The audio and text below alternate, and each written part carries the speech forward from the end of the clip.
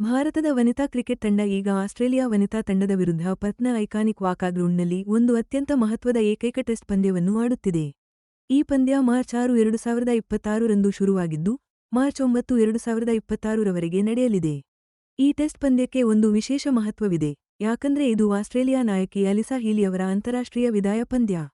ಹರ್ಮನ್ಪ್ರೀತ್ ಕೌರ್ ನಾಯಕತ್ವದ ಆಸ್ಟ್ರೇಲಿಯಾ ವಿರುದ್ಧ ನಡೆದ ಮಲ್ಟಿ ಫಾರ್ಮ್ಯಾಟ್ ಸರಣಿ ಮತ್ತು ಏಕದಿನ ಪಂದ್ಯಗಳಲ್ಲಿ ಈಗಾಗಲೇ ಸೋಲು ಕಂಡಿರುವ ಭಾರತ ತಂಡಕ್ಕೆ ಈ ಟೆಸ್ಟ್ ಪಂದ್ಯದಲ್ಲಿ ತಮ್ಮ ಸಾಮರ್ಥ್ಯವನ್ನು ಸಾಬೀತುಪಡಿಸಲು ಇದೊಂದು ಮಹತ್ವದ ಅವಕಾಶ. ಪಂದ್ಯದ ಆರಂಭಿಕ ಹಂತಗಳಲ್ಲೇ ಗಮನ ಸೆಳೆಯುವ ಪ್ರದರ್ಶನಗಳು ಮತ್ತು ಹೊಸ ಪ್ರತಿಭೆಗಳು ಸದ್ದು ಮಾಡಿವೆ. ಮೊದಲು ಬ್ಯಾಟಿಂಗ್ ಮಾಡಿದ ಭಾರತ ತಮ್ಮ ಮೊದಲ ಇನ್ನಿಂಗ್ಸ್ ಅನ್ನು ಒಟ್ಟು 198 ರನ್ಗಳಿಗೆ ಮುಗಿಸಿದೆ. ಈ ಪಂದ್ಯದಲ್ಲಿ ಅನುಭವಿ ಆಟಗಾರ್ತಿಯರು ಮತ್ತು ಮಹಿಳಾ ಕ್ರಿಕೆಟ್ನ ಭವಿಷ್ಯವನ್ನು ರೂಪಿಸಬಲ್ಲ ಹೊಸ ಪ್ರತಿಭೆಗಳ ರೋಮಾಂಚಕ ಸಮ್ಮಿಲನವಿದೆ. ಆಸ್ಟ್ರೇಲಿಯಾದ ಬೌಲರ್ಗಳು ಭಾರತದ ಬ್ಯಾಟಿಂಗ್ ಪಡೆಗೆ ಆರಂಭದಲ್ಲೇ ದೊಡ್ಡ ಆಘಾತ ನೀಡಿದ್ರು. ಹಿರಿಯ ಆಟಗಾರರ ಜೊತೆ ಹೊಸದಾಗಿ ತಂಡ ಸೇರಿದ್ದ ಆಟಗಾರರು ಸಹ ಉತ್ತಮವಾಗಿ ಆಡಿದ್ರು. ಅದರಲ್ಲಿ ಎಡಗೈ ವೇಗಿ ಲೂಸಿ ಹ್ಯಾಮಿಲ್ಟನ್ ಹೆಸರು ಎದ್ದು ಕಾಣಿಸ್ತು. ಈ ಮ್ಯಾಚ್ನಲ್ಲೇ ಅವರು ಟೆಸ್ಟ್ ಕ್ರಿಕೆಟ್ಗೆ ಕಾಲಿಟ್ಟಿದ್ರು. ಹ್ಯಾಮಿಲ್ಟನ್ ಅಂತಾರಾಷ್ಟ್ರೀಯ ಕ್ರಿಕೆಟ್ನಲ್ಲಿ ತುಂಬಾ ವೇಗವಾಗಿ ಬೆಳೆದಿದ್ದಾರೆ ಅನ್ನಬಹುದು. 2026 ಮಾರ್ಚ್ 1 ರಂದು ಒನ್ಡೇ ಅಂತಾರಾಷ್ಟ್ರೀಯ ಪಂದ್ಯಕ್ಕೆ ಕಾಲಿಟ್ಟಿದ್ದ ಅವರು, ಅದು ಕೂಡ ಭಾರತದ ವಿರುದ್ಧವೇ ಆಡಿದ್ರು. WBBL 10 ರಲ್ಲಿ ವುಮೆನ್ಸ್ ಬಿಗ್ ಬ್ಯಾಶ್ ಲೀಗ್ ಇತಿಹಾಸದಲ್ಲೇ ಅತಿ ಕಿರಿಯ ವಯಸ್ಸಿನಲ್ಲಿ 5 ವಿಕೆಟ್ ಪಡೆದಿದ್ದು ಸೇರಿ, ದೇಶೀಯ ಪಂದ್ಯಗಳಲ್ಲಿನ ಅವರ ಭರ್ಜರಿ ಪ್ರದರ್ಶನವೇ ರಾಷ್ಟ್ರೀಯ ತಂಡಕ್ಕೆ ಆಯ್ಕೆಯಾಗೋಕೆ ದಾರಿ ಮಾಡಿಕೊಡ್ತು. ಸದ್ಯ ನಡೆಯುತ್ತಿರೋ ಟೆಸ್ಟ್ನಲ್ಲಿ ಹ್ಯಾಮಿಲ್ಟನ್ ಒಂದು ಪ್ರಮುಖ ವಿಕೆಟ್ ಪಡೆದು ಭಾರತದ ಮೊದಲ ಇನ್ನಿಂಗ್ಸ್ ಸ್ಕೋರ್ ಕಂಟ್ರೋಲ್ ಮಾಡೋಕೆ ಸಹಾಯ ಮಾಡಿದ್ರು. ಇನ್ನು ಆಸ್ಟ್ರೇಲಿಯಾದ ಇನ್ನಿಬ್ಬರು ವೇಗಿಗಳಾದ ಡಾರ್ಸಿ ಬ್ರೌನ್ ಮತ್ತೆ ಅನಾಬೆಲ್ ಸದರ್ಲ್ಯಾಂಡ್ ಕೂಡ ತಂಡಕ್ಕೆ ತುಂಬಾ ಮುಖ್ಯವಾದ ಪ್ರದರ್ಶನ ನೀಡಿದ್ರು. ಡಾರ್ಸಿ ಬ್ರೌನ್ ಬೌಲಿಂಗ್ನಲ್ಲಿ ಭಾರತದ ಕ್ರಾಂತಿ ಗೌಡ್ ಅವರನ್ನ ಸದರ್ಲ್ಯಾಂಡ್ ಕ್ಯಾಚ್ ಹಿಡಿದು ಔಟ್ ಮಾಡಿದ್ರು. ಭಾರತದ ಇನ್ನಿಂಗ್ಸ್ನಲ್ಲಿ ಆಸ್ಟ್ರೇಲಿಯಾದ ಬೌಲರ್ಗಳು ಶಿಸ್ತಿನ ದಾಳಿ ನಡೆಸಿದ್ರು. ನಮ್ಮ ತಂಡ ದಿಟ್ಟ ಹೋರಾಟ ಕೊಟ್ಟಿತ್ತು.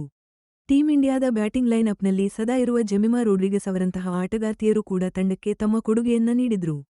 ಇನ್ನು ರಾಷ್ಟ್ರೀಯ ತಂಡಕ್ಕೆ ಸೇರಿ ತಮ್ಮ ಛಾಪು ಮೂಡಿಸಿರೋ ಮತ್ತೊಬ್ಬ ಆಟಗಾರ್ತಿ ಅಂದ್ರೆ ಸಯಾಲಿ ಸತ್ಘರೆ. ಇವರು ಈ ಭಾರತ ತಂಡದಲ್ಲಿ ಒಬ್ಬ ಪ್ರಮುಖ ಆಲ್ರೌಂಡರ್. ಸತ್ಘರೆ ಜನವರಿ 2025 ರಲ್ಲಿ ಏಕದಿನ ಅಂತಾರಾಷ್ಟ್ರೀಯ ಪಂದ್ಯಕ್ಕೆ ಪಾದಾರ್ಪಣೆ ಮಾಡಿದ್ರು.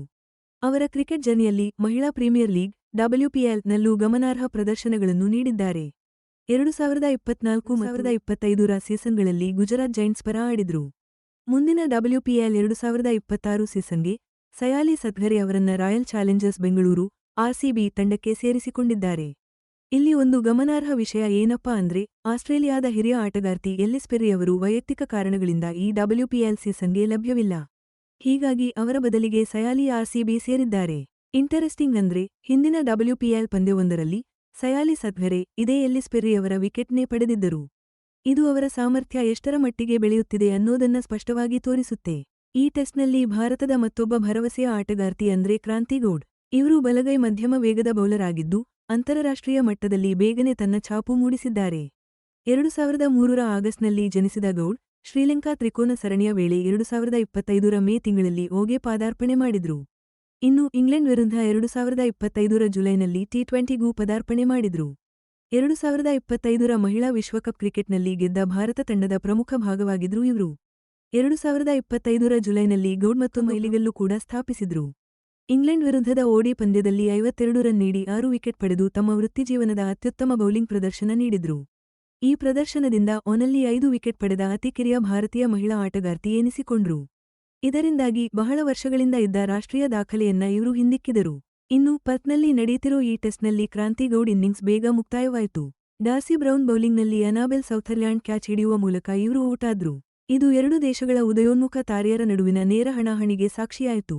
ವಾಕಾಗ್ರೌಂಡ್ನಲ್ಲಿ ನಡೆಯುತ್ತಿರೋ ಈ ಒಂದು ಟೆಸ್ಟ್ ಪಂದ್ಯ ಮಹಿಳಾ ಕ್ರಿಕೆಟ್ ಎಷ್ಟೊಂದು ವೇಗವಾಗಿ ಬದಲಾಗ್ತಿದೆ ಅನ್ನೋದನ್ನ ಸ್ಪಷ್ಟವಾಗಿ ತೋರಿಸುತ್ತೆ. ಇಲ್ಲಿ ಹಳೆಯ ಸ್ಟಾರ್ ಆಟಗಾರ್ತಿಯರೂ ಇದ್ದಾರೆ, ಹೊಸ ಪ್ರತಿಭೆಗಳೂ ಬರ್ತಿದ್ದಾರೆ.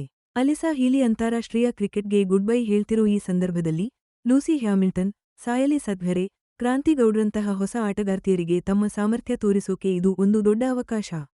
Pink ball, day night test ಫಾರ್ಮ್ಯಾಟ್ನಿಂದಾಗಿ ಪಂದ್ಯದಲ್ಲಿ ಕೆಲವು ತಂತ್ರಗಳನ್ನ ಬದಲಿಸಬೇಕಾಗುತ್ತೆ. ಹೊಸದಾಗಿ ಸಿರೋ ವಾಕಾಪಿಚ್ ಆರಂಭದಲ್ಲಿ ಸೀಮ್ ಬೌಲರ್ಗಳಿಗೆ ಹೆಚ್ಚು ಅನುಕೂಲ ಮಾಡಿಕೊಡುತ್ತೆ, ಆದರೆ ಪಂದ್ಯ ಮುಂದುವರೆದಂತೆ ಸ್ಪಿನ್ನರ್ಗಳಿಗೂ ಸಹಾಯ ಮಾಡಬಹುದು. ಆಸ್ಟ್ರೇಲಿಯಾ ಮತ್ತು ಭಾರತ ಎರಡೂ ತಂಡಗಳು ಸದ್ಯಕ್ಕೆ ಒಂದು ಬದಲಾವಣೆಯ ಹಂತದಲ್ಲಿವೆ. ಈ ಸರಣಿ ಹೊಸ ಆಟಗಾರ್ತಿಯರಿಗೆ ಅಮೂಲ್ಯವಾದ ಅನುಭವ ನೀಡಿದ್ರೆ, ಹಿರಿಯ ಆಟಗಾರ್ತಿಯರ ಅದ್ಭುತ ಆಟವನ್ನು ನೋಡಬಹುದು. ಈ ಟೆಸ್ಟ್ನಲ್ಲಿ ಕೊನೆಯಾಗ್ತಿರೋ ಮಲ್ಟಿ ಫಾರ್ಮ್ಯಾಟ್ ಸರಣಿ ಮಹಿಳಾ ಅಂತಾರಾಷ್ಟ್ರೀಯ ಕ್ರಿಕೆಟ್ ಎಷ್ಟೊಂದು ಸ್ಪರ್ಧಾತ್ಮಕವಾಗಿದೆ ಮತ್ತು ನೋಡುಗರನ್ನ ಸೆಳೆಯುವಂತಾಗಿದೆ ಅನ್ನೋದನ್ನ ಮತ್ತಷ್ಟು ಸ್ಪಷ್ಟಪಡಿಸುತ್ತಿದೆ.